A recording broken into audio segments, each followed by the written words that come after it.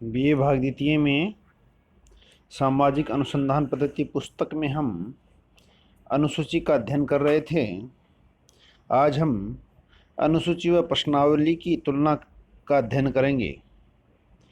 अनुसूची तथा प्रश्नावली में कुछ समानताएं पाई जाती हैं तथा कुछ अंतर पाए जाते हैं।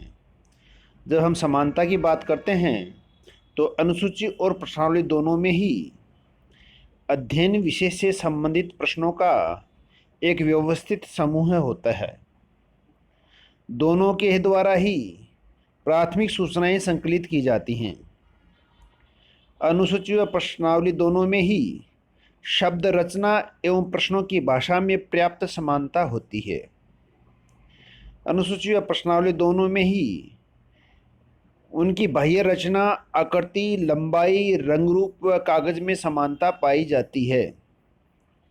दोनों के प्रश्न निर्माण में समान सावधानियां रखी जाती हैं तथा दोनों का उद्देश्य अध्ययन विषय के बारे में गुणात्मक एवं संख्यात्मक तथ्यों का संकलन करना है।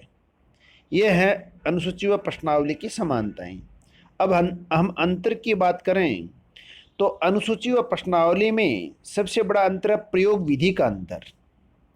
अनुसूची का प्रयोग अनुसंधानकर्ता साक्षात्कार के द्वारा करता है।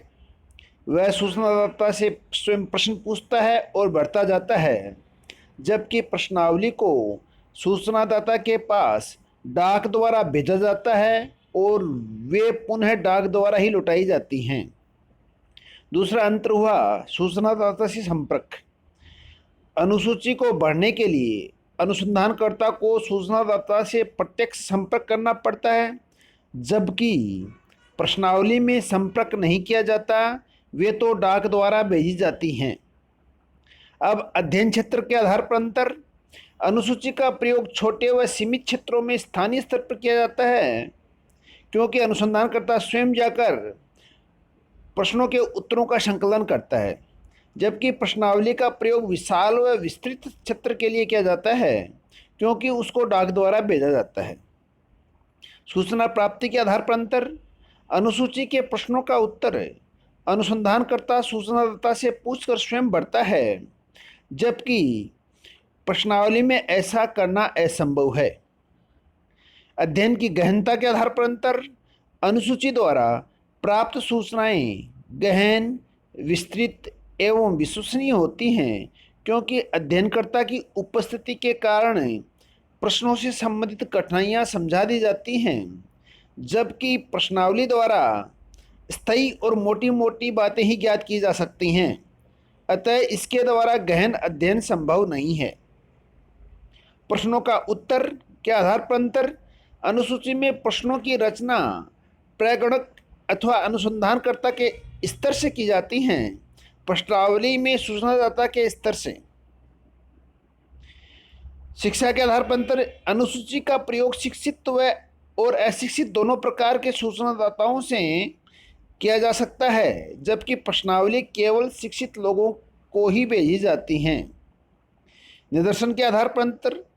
अनुसूची द्वारा अध्ययन करने के लिए चुना गया निदर्शन अधिक प्रतिनिधित्वपूर्ण होता है, क्योंकि उसमें शिक्षित और अशिक्षित सभी प्रकार के सूचनादाता हो सकते हैं, जबकि प्रश्नावली में केवल शिक्षित उत्तरदाताओं का ही चयन किया जाता है।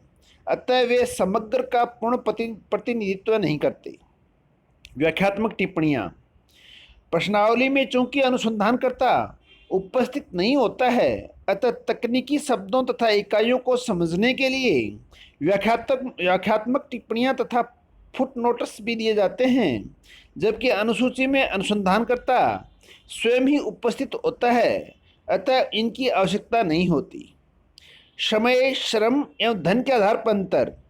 अनुसूची द्वारा किसी क्षेत्र का अध्ययन करने में अधिक समय, कार्यकर्ता एवं धन की आवश्यकता होती है, किंतु प्रश्नावली में समय, कार्यकर्ता एवं धन की आवश्यकता अपेक्षाकृत कम होती है। पक्षपात। अनुसूची में अनुसंधानकर्ता सूचना लिखने में अपनी राय व पक्ष का प्रभाव डाल सकता है।